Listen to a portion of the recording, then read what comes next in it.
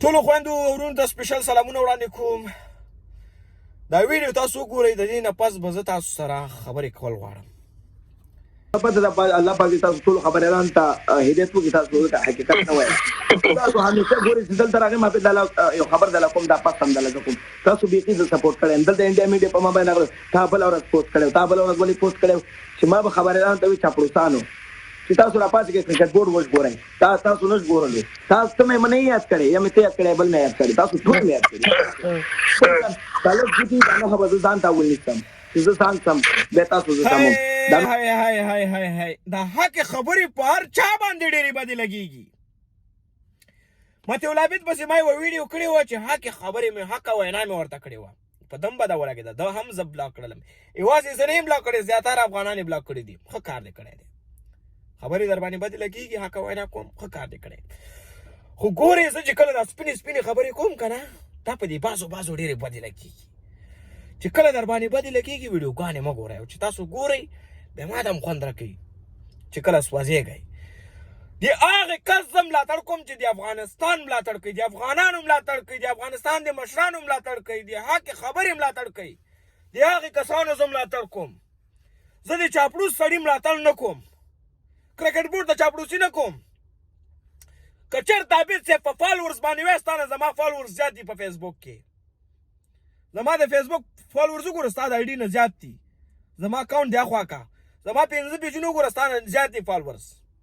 هغه بل پیج کې ولکه دي.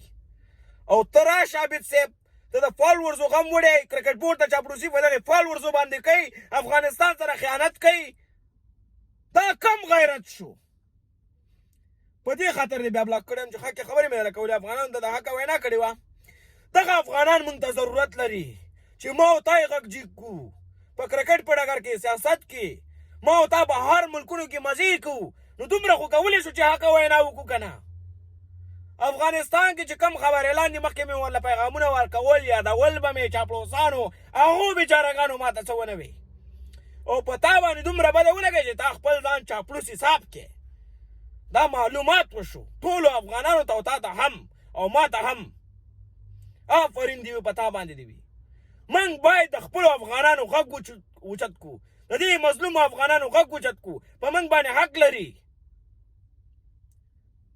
ته په امریکا کې ناست یې، زه په نیوزیلینډ کې ناست یم. د دې افغانانو غږ به آخر څوک اوچتوي؟ جعفر، رحیم صدیقي، پسرلی صاحب، عابد صاحب، څلور کسانو.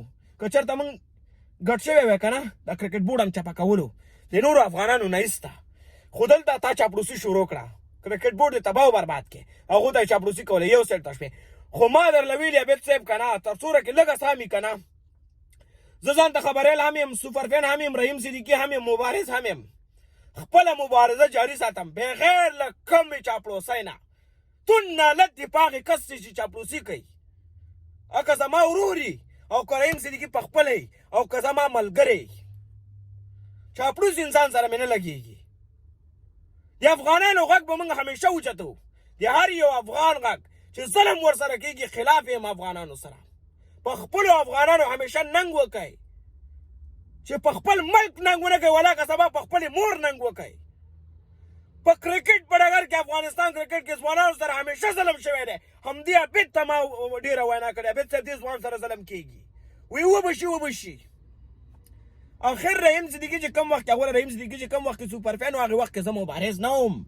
پس ته همدې متول عابد زه مجبور کړم چې زه مبارز شم. او اوس شکر وباسم چې خپلو ځوانانو ته حق غواړم. زیاتره لوبغاړي الحمدلله چې ما سره په میسنجر په واټساپ کې رابطه ساتي، وایي دومره راباندې ګران رحیم صدیقي، وایي چې راته ویلی نه شو. د هغې لوبغاړو نوم به زه چاته هم وانلم. یو لوبغاړی نه دي، شل نم ډېر دي چې فخر راباندې کوي، او هغې سره زما احساس زیاتېږي، جذبه راکې پیدا کېږي. د هر یو لوبغاړي حق به غواړم انشاءالله. همیشه په خپلو افغانانو ننګ وکئ، چې کم چاپلوس کسي د هغو باندې ننګ ونه کوئ. ټول د ښې شي بیا ښه وخت چې په چا ویډیو بده لګېږي مه یې ګورئ.